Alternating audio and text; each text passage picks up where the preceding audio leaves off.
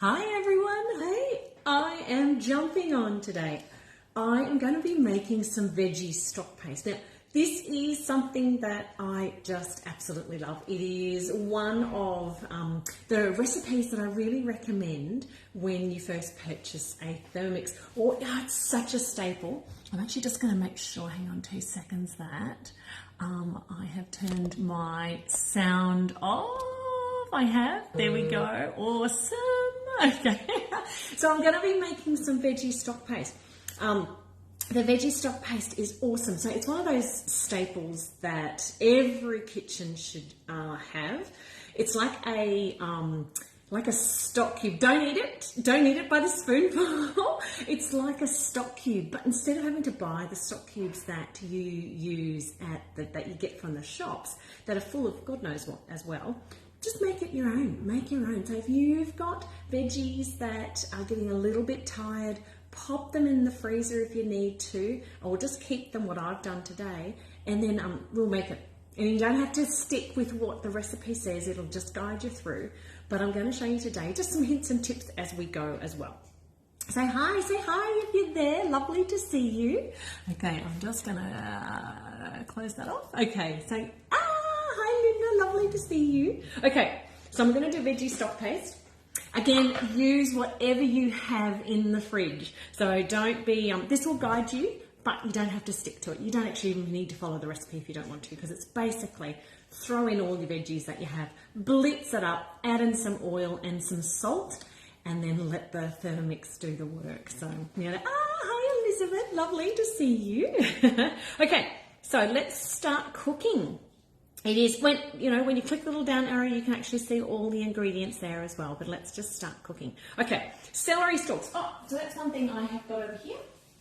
And I'm actually going to show you, let me just cut these up. I'm actually going to use the tops on these, so I'm just going to slide these forward. I'm going to use the tops of these. I don't really want to waste any of the goodness, but these parts that you normally just sort of throw away. Okay, so let's just chop these up as well. It's so good. You don't have to put these in because it will actually make it a little bit more bitter, but I love it. I actually don't mind it at all. I'm going to keep the rest of it for the chickens, but let's tear this off. And you know what? I don't even really worry about measuring either. So I'm just going to stick it in there. You can just throw in what you want. It's so cool. Okay. All right. Oh, look at that. I actually had 200. That's amazing. Okay. So 2 carrots. Well, my carrots are going in. So when you're putting your carrots in, just chop them up so that they're about an inch size. There we go. And mine are getting a little bit tired. Do you know when they're going to get that little bit, they're not quite so hard? That's when they're perfect to go in. Oops. That's when they're perfect to go in. Okay. 1 brown onion. Now, I don't have an onion, but what I did have was spring onions. So what I've done is I've actually cut the tops of the spring onions and I'm going to pop those in. So just use whatever you've got. Don't be limited to whatever it says. Okay.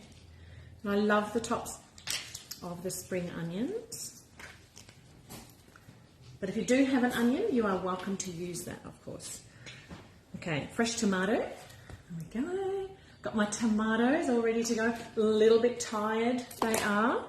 So I've got those ready to go. A zucchini. Now I don't have a zucchini, but you know what I do have? I've actually got the ends of the broccoli. So I'm going to pop those in. And my broccoli's looking a bit tired. So I'm going to stick that in as well. Like that. Don't know whether I'm actually going to be able to put my beetroot in, but I'll see. Okay, 2 garlic cloves. So if you're like me and you love garlic, pop those in too. So I've got some, got my salad things to go in there, got some cabbage to go in. You know what I'm going to do, and I'll show you what you can do. And see how it's going right to the top. And that's okay because even though it's beyond the max line, because it's a dry ingredient, you can do that.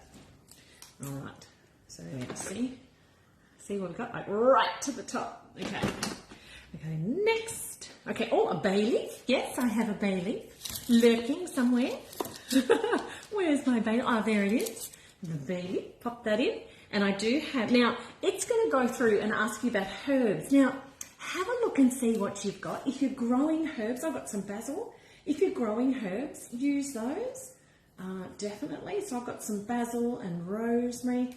But if you don't, do you know what you can do? Like, it's just going to step you through. Basil, some sage. I don't have sage, okay, some rosemary, I've just popped that in there, some parsley, but I don't have parsley, but I have some oregano. So I'm just going to put in a little bit of oregano as well. Just a little sprinkle, like that. You can put in a little bit, whatever you want to do. Oh, hi, Annette, hello. Okay, put a lid on. All right, so as I said, it is like right to the top, and that's okay. What I'm going to do is get my spatula. Got a new green spatula. Isn't that cool? That's come from Thermomix. Have sent that through to me, which was so nice. Okay, so it's going to go for 10 seconds, speed 6. And what I'm going to do, I'm actually going to push it down as it goes. So speed, oh, is that right? Yep, maybe it's saying it's way too full. Let's go. Push it down, and I'm going to increase the time.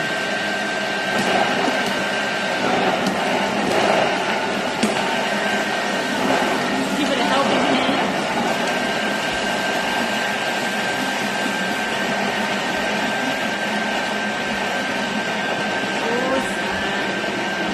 That looks good. And then you can stop it. Okay, I'll show you what it looks like. How amazing is that? I love that. Look at that. Isn't that cool? That's so cool. Like, little bits around the side, so I'm just going to scrape those down and give it one more blast. Speed 6. Like that. Just to get all those little bits done. And stop. Again, you're in charge, so you can stop it at any time. Okay. There we go. Look at that. Okay. That's it. Oh, hi, Tony. Hello, hello. Nice to see you all. Okay, so there we go. So it's chopped right up amazingly. Okay, scrape down the sides. Add in the rock salt. Okay, so I'm going to add in the rock salt. Now, it does say 150. I actually only tend to put in 120. I find the 150 is really, really salty. So 120 is enough for me, and it's still, when you actually pop it into the freezer, it won't freeze even with 120. There you go. Pop the lid on. There you go. Like 120 grams is still a lot of salt. Okay, so next, okay. Some olive oil, we're going to put in a tablespoon. Give it a good dollop. And so next, okay, this is the awesome part. Gonna grab. So what you can do with your Thermomix at the same time is actually sterilise your jars. So I'm going to be popping this at the end into 2 jars. But what I'm going to do, so I've got my jars here ready to go, like that. So you can actually sterilise your jars. This works for all the jars. So if you like doing preserving, making jams, anything like that, you can actually sterilise your jars. So you just pop them in. They don't need to be upside down or anything, so you can pop them in like that. Okay. And I pop the lids in as well. There we go. Pop the lid on.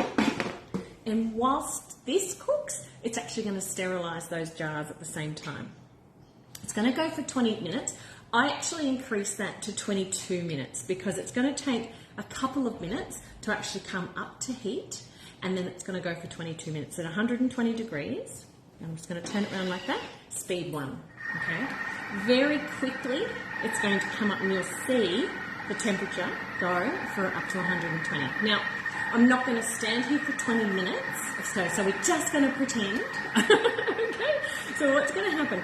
This is going to, if I say preview now, is actually insert your mixing bowl lid. It's going to go. What it's going to do, once it finishes the 20-minute cook, it's going to go for 1 minute blend. And what it wants you to do is actually start off on speed 5. It is going to sound like a jet engine taking off. I'll just warn you. It's okay. Take your jars off first. Be aware that they will be super hot after 20 minutes. Take those off first and just set that aside. Put your measuring cup in. Then you're going to go for 1 minute, blending at speed 10. It's going to go full on speed, but we want to go speed 5 first, and you're going to build up to speed 9 actually in about 30 seconds. So as you start off speed 5, it's going to start blending. You're going to start chopping everything up gradually, just every second. Give it a little turn, give the dial a little turn, and then gradually up to speed 9. So it'll be at speed 9 for about 30 seconds at the end. And then once it stops, just take the lid off, carefully take the lid off, as always, take the lid off, have a look, and it will be the most incredibly smooth paste at the end. What you can then do is you take your jars out of from being steamed. They will be hot, so be careful. And you can pour into your jars using your... Actually, I can probably show you a little trick. Hang on 2 seconds.